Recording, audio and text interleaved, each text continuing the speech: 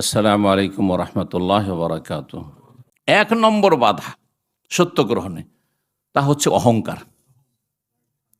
অহংকার যদি থাকে, ধরেন একটা আমি ভুল করলাম, আমি আপনাদের চাইতে জ্ঞানী যেহেতু, তো আমার মধ্যে অহংকার, শয়তান এই রাস্তা দিয়ে ঢুকতে পারে। শয়তান কিন্তু সবার মধ্যে সব রাস্তা দিয়ে ঢোকে না। মাদাখিলুশ শয়তান, শয়তানের প্রবেশদ্বার ভিন্ন ভিন্ন আছে। আপনাকে যেই পাপ দিয়ে গুমরাহ করবে, সেই পাপ দিয়ে আমাকে পারবে না, অন্য পাপ দিয়ে চেষ্টা করবে। ও জানে যে কাকে কিভাবে ঘায়ল করতে হবে, কাত করতে হবে। ইবলিস শয়তানের কাজে লেগে আছে।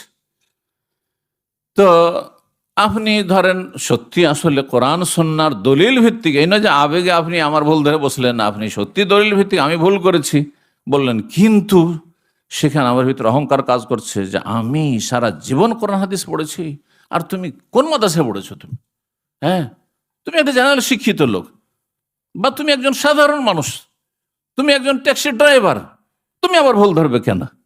কেন এমনটা কেন হয়? কাজ করছে অহংকার, কাজ করছে অহংকার। জি, এই অহংকার সবচেয়ে বড় বাধা সত্য গ্রহণে, কোরআন হাদিস কথা গ্রহণে। আমাদের ছাত্র ভাইরা প্রবাসী যারা আরব দেশগুলিতে, যেহেতু 27 বছর দাওয়াতি কাজে শুধু দামামে আছি, তার আগে 3 বছর আল কাসিমে ছিলাম, 30 বছর দাওয়াতি ময়দানে, তার আগে 4 বছর মদিনায় ছিলাম, তার মাঝে 3 বছর শিক্ষকতায় ছিলাম বিশাল মাদ্রাসায়, যেখানে 40 জন ওস্তাদ, 1000 জন ছাত্র ছিল। সহিহ বুখারী আলহামদুলিল্লাহ পড়িয়েছি। তো একটা অভিজ্ঞতা আলহামদুলিল্লাহ আছে। তো এই যে প্রবাসী ভাইরা, অশিক্ষিত মানুষ অথবা শিক্ষিত কিন্তু জেনারেল শিক্ষিত মানুষ, মাদ্রাসায় কোনোদিন লেখাপড়া করেনি, এরা যখন গিয়ে এখান থেকে, যেহেতু আমাদের কাছ থেকে যা শিখে যায় সেটা দলিল ভিত্তিক শেখা যায়। আমরা ওই বুজুর্গানের দিনের দোহাই দিয়ে ধর্মকর্ম শিখাই না, আমরা ওহির দোহাই দিয়ে ধর্মকর্ম শিখাই। আমরা সে কাল আল্লাহ কালা রসুল, আল্লাহ কি বলেছেন তার রসুল সাল্লাল্লাহু আলাইহি ওয়াসাল্লাম কি বলে তাই শিখাই। তো এরা যখন দলিল শিখে যায়, যাওয়ার পরে যখন ওই বিদাতি হুজুরেরা, মসজিদের ইমামগুলি, তার দলিলের কিছুই জানে না, হ্যাঁ, বাস পরম্পরা ধর্ম তাদের সিলসিলা চলে আসছে, যেটা শুনেছে, শুনে শুনে তারা ফতোয়া দেয়, শুনে শুনে তারা মানুষকে ইসলামের কথা বলে, আর অধিকাংশই মিথ্যা বাতিল কথাবার্তা বলে, জাল জয়ীফ ধর্মকর্ম। তাদের যখন ভুল ধরে ফেলে, তখন তাদের প্রথম আপত্তি, কোন মাদ্রাসায় পড়েছো তুমি? কোন মাদ্রাসায় পড়েছো তুমি? কতটা পড়েছো তুমি? হ্যাঁ, আমি দাওরাই হাদিস পড়েছি, হ্যাঁ, আমি কামেল টাইটেল করেছি, তুমি কি করেছো? বুঝা গেছে না? হ্যাঁ, আমি পিএইচডি করেছি ইসলামিক স্টাডিজে, তুমি কি করেছো? হ্যাঁ, এটা হচ্ছে সত্য গ্রহণ সবচেয়ে বড় বাধা। সত্য গ্রহণের সবচেয়ে বড় বাধা। সত্যের সামনে ঝুঁকে যেতে হবে, কারণ সত্য কার পক্ষ থেকে? বের রব্বিকুম, সবসময় রাখতে হবে। সত্য হচ্ছে ওহী, তাহলে শুনে রাখেন ভালো করে, সত্য হচ্ছে ওহী, আর ওহী হচ্ছে কোরআনুল কারীম, ওহী হচ্ছে রাসূল সহিহ সুন্নাহ। সুতরাং দলিল কেউ যদি পেশ করে দেয়, তার সামনে ঝুঁকছেন না। একটা ছোট বাচ্চা যদি আমার ভুল ধরে নেয়, কিন্তু দলিলের ভিত্তিতে যেহেতু সে ভুল ধরেছে, সুতরাং আমি তার সামনে ঝুঁকছি না, তার রবের সামনে, আমার রবের সামনে আমি ঝুঁকছি, আমার রবের বিধানের সামনে ঝুঁকছি। এই মন মানসিকতা তৈরি হতে হবে, তাহলে অহংকার মুক্ত হইতে পারবেন। আল্লাহ রাব্বুল আলামিন এই বাধাটির কথা কোরআনের বহু আয়াতে উল্লেখ করেছেন। সাআসরিফুন আয়াতি, আল্লাহ বলছেন আমি ফিরিয়ে দিই আমার বিধিবিধান থেকে, আয়াত থেকে, মানে ইসলামের বিধিবিধান মানা থেকে বাধাগ্রস্ত করি তাদেরকে, আল্লাযীনা ইয়াতাকাব্বারুনা ফিল আরদ, যারা পৃথিবীতে অহংকার প্রদর্শন করে, অহমিকা দেখায়, যাদের মধ্যে অহংকার রয়েছে, তাদেরকে আমি ফিরিয়ে দিই। আমি তাদেরকে সত্য গ্রহণ করতে দিই না, কারণ বাধা হয়ে যায় তখন।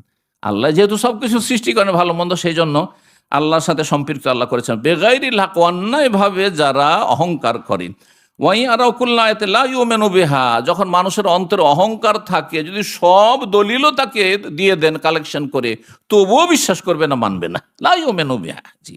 ওয়াইয়ারাউ সাবিলা রুশদ লা ইয়াত্তাখিযুহু সাবিলা, আর হেদায়েতের রাস্তাও যদি তাকে দেখানো হয়, তবুও ধরবে না, হেদায়েতের রাস্তাও নেবে না, কারণ অন্তরে অহংকার। জি,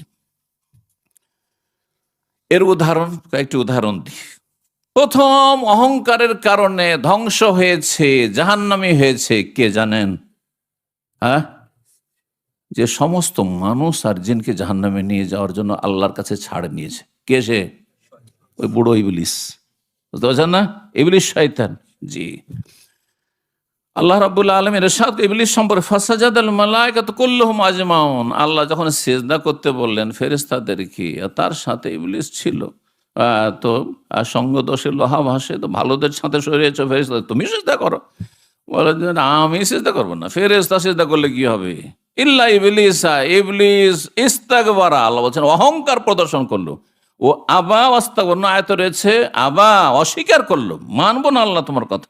এ কথা বলেনি যে আমি আল্লাহ তোমার অস্তিত্ব মানে আমি নাস্তিক, এ কথা বলেনি যে আমি মুশরিক, হ্যাঁ আমি পীরকে মানি, আমি মাজার মানি, আল্লাহ তোমাকে মানি, এই কথা বলেনি। কিন্তু তাহলে ইবলিস শয়তান আল্লাহকে মানত, সে নাস্তিকও ছিল না, বহুত্ববাদী মুশরিকও ছিল না।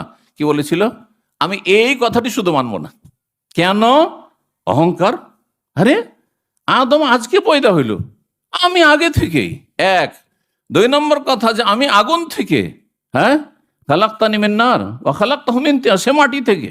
মাটি আর আগুন, আগুন জ্বালালে উপরে যায় আর মাটি ছড়লে নিচে যায়। সে নিচের দিকে, তার স্থান নিচে, আমি তাকে কেন সেজদা করব?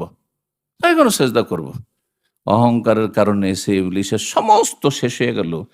আর সে জাহান্নামের যত জাহান্নামে হয়ে তাদের প্রধান সে।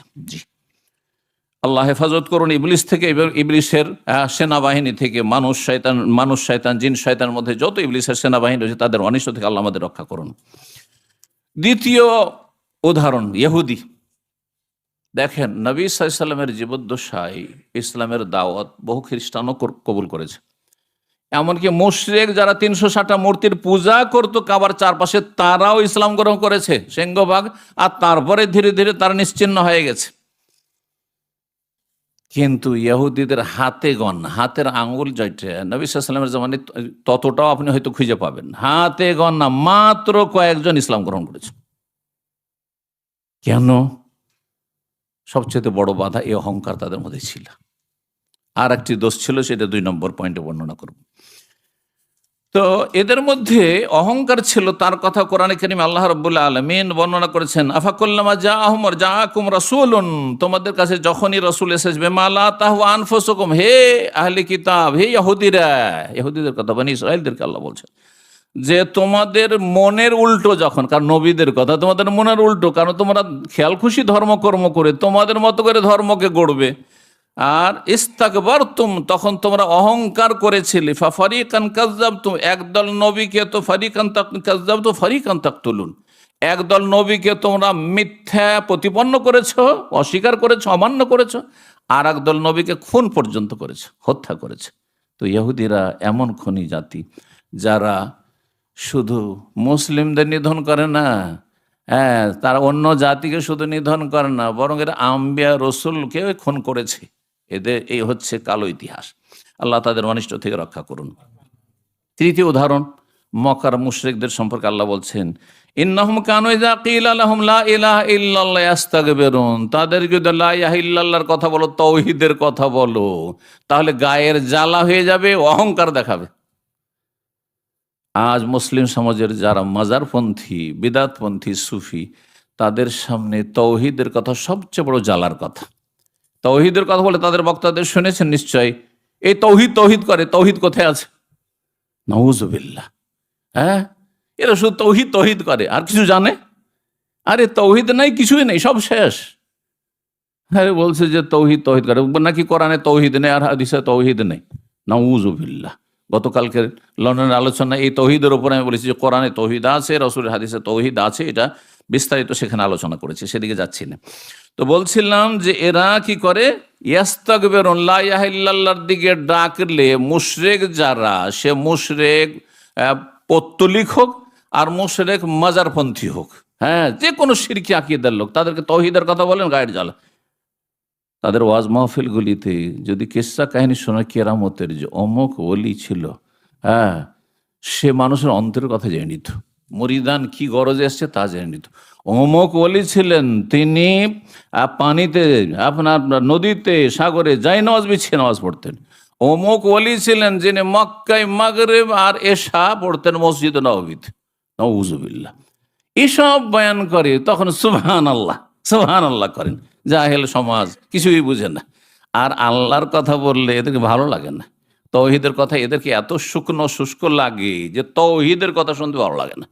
তৌহিদের কথা বলতে লাগে না, সব ঘুমিয়ে পড়বে, না হলে টান দেবে, শ্বশুর করে টান দেবে, ভালো লাগছে না। কিন্তু কিচ্ছা কাহিনী শোনান আপনি, কেরামতি শুধু, হ্যাঁ, আর সব কেরামতি হচ্ছে মরা লোকের, জীবিত লোকের কেরামতি। আমি তো এই কথা সবসময় বলি যে আরে জীবিত একজন পীর আমাকে দেন, যার কেরামতি আমাকে দেখান। সব মরে যাওয়ার পরে কেরামতি কেন শুরু হয় আপনাদের? এত কেন জালিয়াতি? জি, আল্লাহ বোঝার তৌফিক দান করেন। মক্কার এক কাফের ধনকুপ ছিল, ধনেরও একটা অহংকার আছে, পয়সার অহংকার আছে, বড় ধনকুপ ছিল। ওলিদ ইবনুল মুগীরা, আল্লাহ বলছেন তার সম্পর্কে নবীকে, সুম্মা আদবার ওয়াস্তাকবার, নবী সাল্লাল্লাহু আলাইহি ওয়াসাল্লাম যখন তাকে দাওয়াত দিতে গেলে স্পেশালি একইভাবে দাওয়াত দিয়েছেন যে হতে পারে এই ধনকুপটাকে যদি হেদায়েত করে নি, এর অনুসারী অনুগামী, এর ভক্ত অনেক আছে, এরা সবাই হেদায়েত হয়ে যাবে, একটা দল পেয়ে যাবে। কিন্তু না, সুম্মা আদবার ওয়াস্তাকবার, সে মুখ ফিরিয়ে নিল, এড়িয়ে গেল এবং অহংকার দেখাইল। জি, ধনের অহংকারে, ধন সম্পদের অহংকারে কারণ ধ্বংস হয়েছে, স্মরণ করিয়ে দিই। আর ক্ষমতার অহংকারে দাপটে ফেরাউন ধ্বংস হয়েছে, ঠিক কিনা? জি,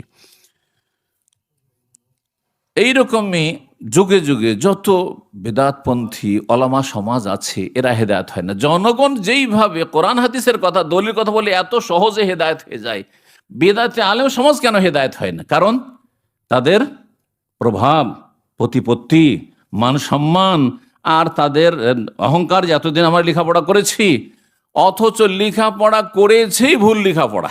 হ্যাঁ, ফাউন্ডেশনটাই ঝামেলা ছিল। বিল্ডিং এর ফাউন্ডেশনেই যদি ঝামেলা থাকে, ভিত্তিতে ঝামেলা থাকে, তো সব কিছুতে ভেজাল আর ভেজাল। আল্লাহ হেফাজত, আল্লাহ বুঝার তৌফিক দান করেন। তাদের সম্পর্কেও আল্লাহ কোরআনে কারিমে বলেছেন, যারা বিভিন্ন দলে ফিরকায় বিভ্রান্ত হয়ে রয়েছে।